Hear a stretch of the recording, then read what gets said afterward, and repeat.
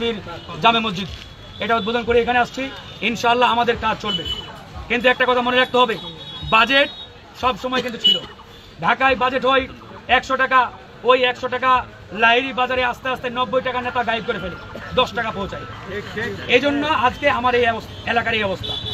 নেতাই যদি 90 টাকা খেয়ে ফেলে তাহলে এলাকার কাজটা কি হবে বলেন?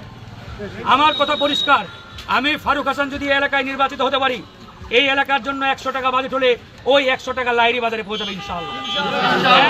আমার পকেটে পৌঁছাবে না। আজকে প্রত্যেকটা মসজিদের জন্য বাজেট হয়েছে 3 লক্ষ টাকা করে। আমি 3 লক্ষ টাকার একবারে সভাপতির হাতে তুলে দিয়ে আসলাম, 1 টাকাও কিন্তু ওই ফারুক হাসানের পকেটে যায় না। তো এটা আমার কমিটমেন্ট, আমার ওয়াদা। আপনারা বাস্তবে সেই প্রমাণ কিন্তু পাবেন ইনশাআল্লাহ, যে নেতা পকেটে রাখবে আর এসে বলবে 1 লাখ টাকা নেন। নো, তো সেই কাজটা আমরা করছি। আপনাদের দোয়া সহযোগিতা দরকার। বিগত সময়ে অনেক নেতা বানিয়েছেন, অনেক নেতাকে ভোট দিয়েছেন, কে কী করেছে সেটা কিন্তু প্রমাণিত। আমরা সেদিকে যেতে চাই না। আমি শুধু একটাই কথা বলতে চাই, এবার সৎ নেতা বানান, যোগ্য নেতা বানান, উন্নয়ন কাকে বলে আমরা দেখাই দিব।